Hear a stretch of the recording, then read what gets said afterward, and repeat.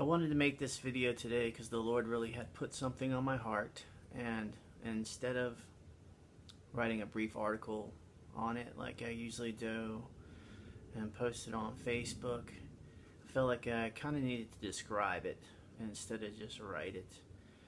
And I'm just going to get right into it because it's pretty incredible. I've been blessed because I've had quite a few supernatural occurrences occur to me over the last 5 or 6 years, and during that time, it dawned on me probably about 7 months ago that I had never seen an angel before. I'd never had any type of encounter with an angel, and I remember sitting up one evening praying, and I just asked the Lord, "Can I see an angel?"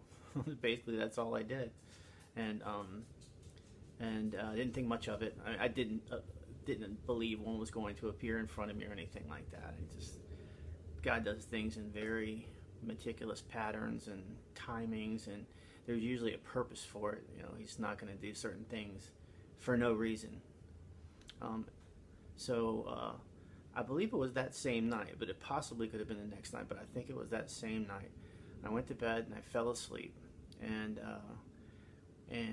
all of a sudden I became completely aware in my dream. It's what they would call a lucid dream.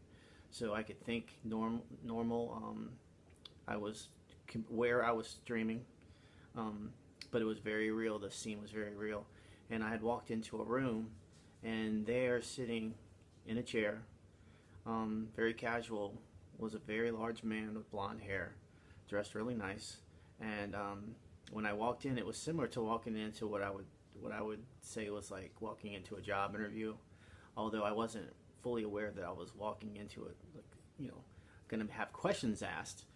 I just kind of walked in and I was like, oh, I better sit down.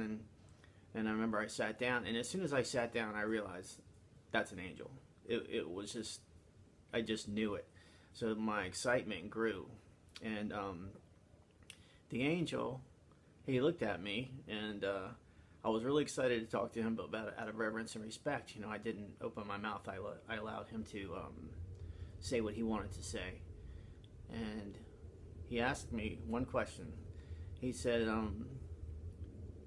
"What do you have to offer us?" And I remember, looking at him, thinking about the question. The only answer I could come up with was everything I got. And I remember the look on his face when I said that. It was almost like he was taken back a little bit, but I could tell that was exactly what he wanted to hear. And it was kind of at that moment where he paused a minute while he was looking at me. He seemed very happy with that answer, that I could think of a lot of questions I wanted to ask him. I had about 1 million questions I wanted to ask him, and it was too late. I woke up, and I remember thinking, wow. And it wasn't until the next day that it really dawned to me what had occurred. Because like I said, it was in the middle of the night.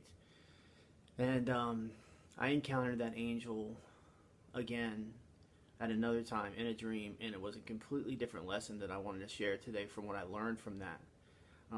It was more on spiritual warfare. He showed me something very unique, and it was the same exact angel. But this lesson that I took away from that, because I started to think about that whole scenario and how it relates to me and how it would relate to anybody that I would share it with. And it correlates really well with the widow who was at the temple, and Jesus was watching the rich people go and give their money. And then it says the widow shows up, and she has 2 mites, and he gives 2 mites. She gives 2 mites, and he tells the disciples that you see, although she gave such a little amount, and a mite was a fraction of a penny, so I don't even know if what she gave would be considered a full penny. But he says, she gave more than everybody else because she gave everything she had. And that's a wonderful story, but it was always hard to grasp for me, because obviously if I were to take every penny I have, or you were to take every penny you have, and you were to go give it away right now, how would you pay your bills? How would you take care of your kids? And how would you get gas to go to? I mean, obviously we need certain things. But the Lord started to show me that it wasn't about money. It was about your heart and about a full surrendered, a life fully surrendered to Him. And I remember coming to terms with that a while back when I was starting to be, the Lord was kind of asking me, you know, are you holding back? And so I kind of had to come to the realization, well, what if my life was asked of me today? Could I give that to Him? And of course, that was a hard one, you know, and then you think about all the different ways that, you know, someone could, you know, a person could be martyred, and, you know, you hear about these horror stories in the Middle East, and, you know, and coming to terms with all that was very difficult. But at the same time, I realized, you know, hey, everybody's going to die.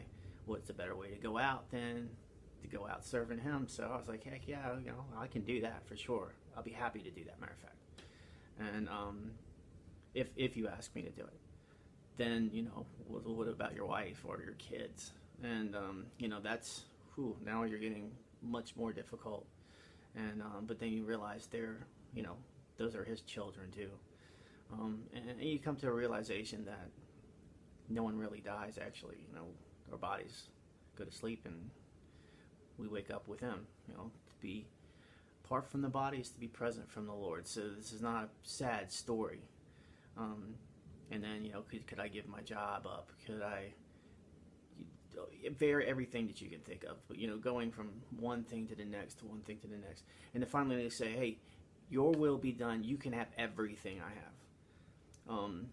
And coming to that point where that's more important to give to Him than it is to hold on for whatever personal reasons.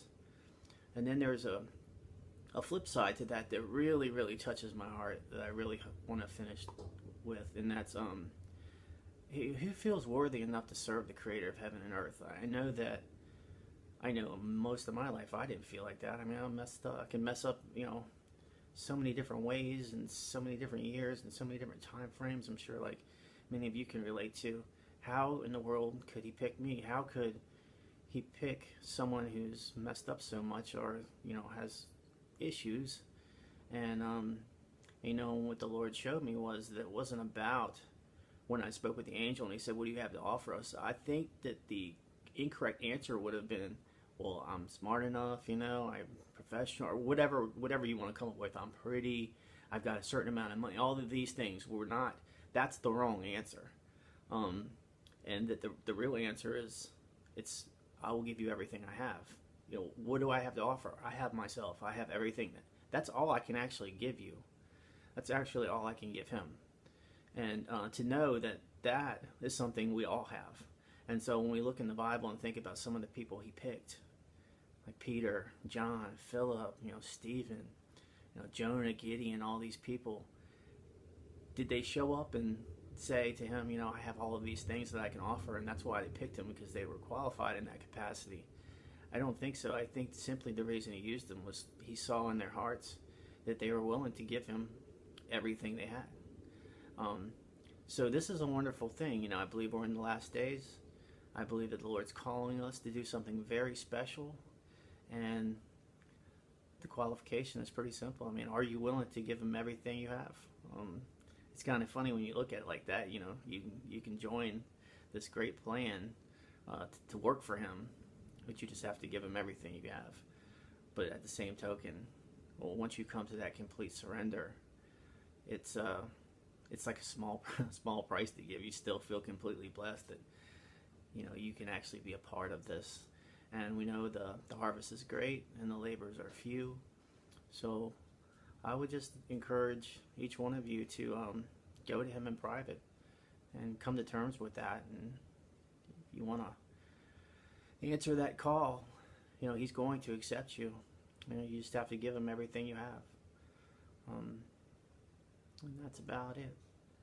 You guys have a blessed day now.